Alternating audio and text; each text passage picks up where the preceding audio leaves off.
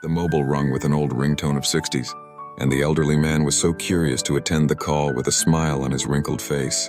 He was feeling excited to listen to his good old friend's voice after a long time.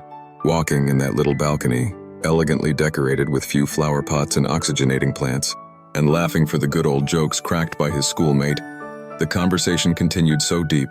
"I hope you would have fulfilled your deepest desire of gifting your wife with a precious diamond," the friend had asked the old man. The elderly man hesitated to speak up further, hence continued with a silence. Then he opened up with a bitter smile on his face.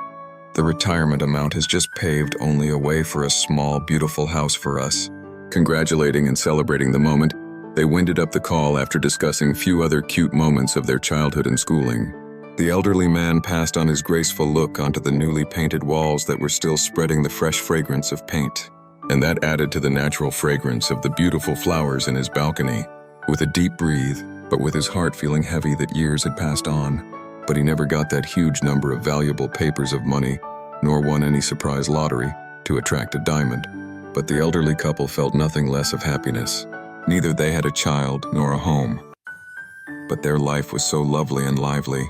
They were celebrating and admiring each other's company in their new home. The man continued to gaze through the sky with a deep thought, visualizing a moment of gifting his lovable wife a diamond.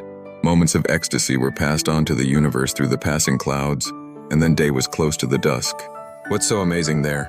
Are the planets aligning up and presenting a secret parade to you?" He turned up to the mild, soothing voice which always grabs his attention so quick. He laughed at her so welcomingly. She sat beside him and placed the coffee tray containing a small flask, cute mugs, and a small plate of healthy snack on that coffee table.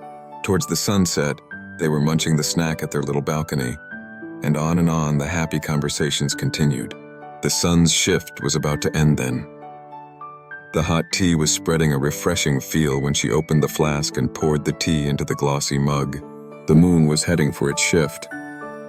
The woman was wondering if her husband can really buy a small statue of a fairy to keep in one corner of their beautiful living room. That was her long-time wish that she had been envisioning every day with all her heart, and she opened about that to him today for the very first time. For her husband, her simplest wishes, the greatest commands. They were done with the last sip of the black tea. By the time the moon had started flooding their balcony, with its bright, graceful, glowing patterns of light, the old man had designed a bedside window for her. He used to say the moon would always love to see your graceful face, else it will shrink on your absence. That gave her butterflies even at her late 60s.